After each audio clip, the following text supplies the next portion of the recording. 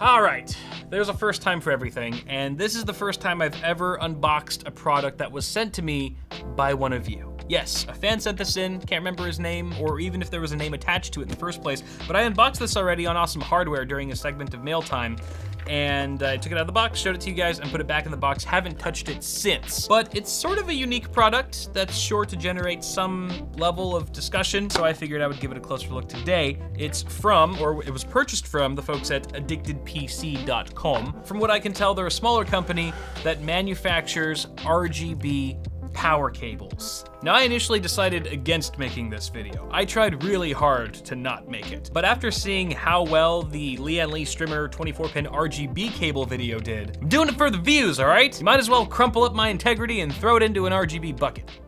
The PC37X gaming headset from Massdrop and Sennheiser brings you into the game with an open-back design featuring angled drivers for pinpoint locational accuracy. Be heard clearly through the fold-down noise-canceling mic and enjoy the long-lasting comfort of large plush velvet ear pads. Now available in an all-matte black finish, so the headset looks as good as it sounds. For more info, click the link in the description and catch the drop before it's gone.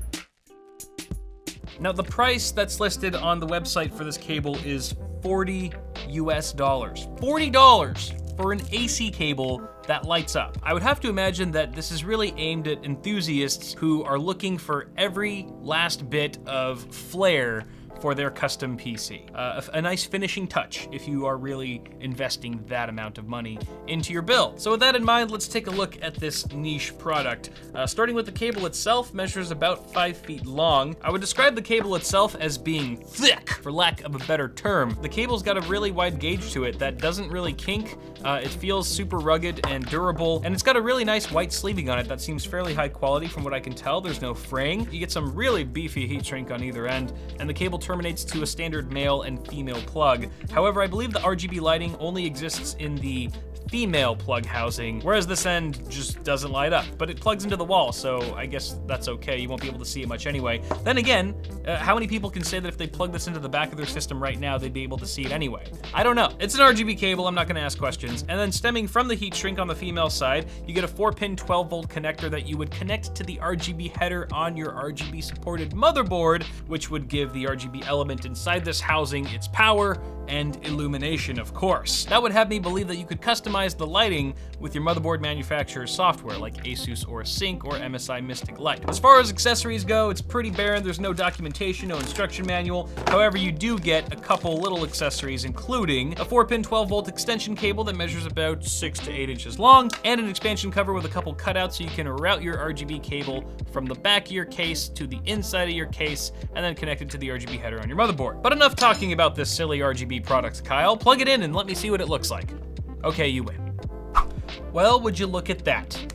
Completely lit. The LEDs are actually pretty bright. Even in a well-lit room, they're very easy to see. Right now, it's just kind of going through a color cycle between 7 or 8 different colors, or 16.8 million, I guess, if you want to be markety. But it looks really nice. It looks really nice. I don't know if it looks $40 nice. You guys let me know what you think of that. I'd say the only eyesore is our 4-pin 12-volt cable that just kind of seems to be hanging out here by the plug.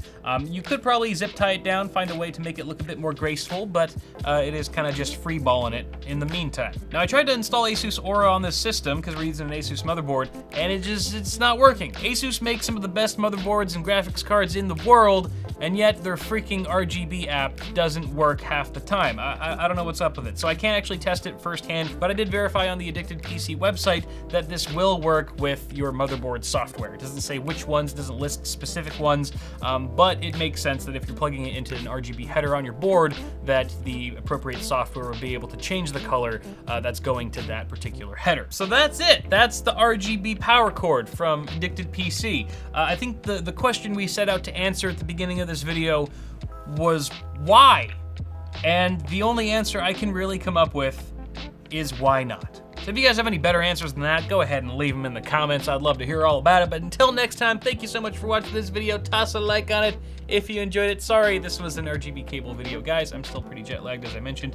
But more content on the way, so get subscribed to the channel so you don't miss any of that. You can also check me out on Floatplane if you want to catch all my videos a week early without ads for $3 a month. I'll put a link for that in the video description. Till next time, guys, thank you for watching. Have yourselves a good one, and I'll see y'all in the next video.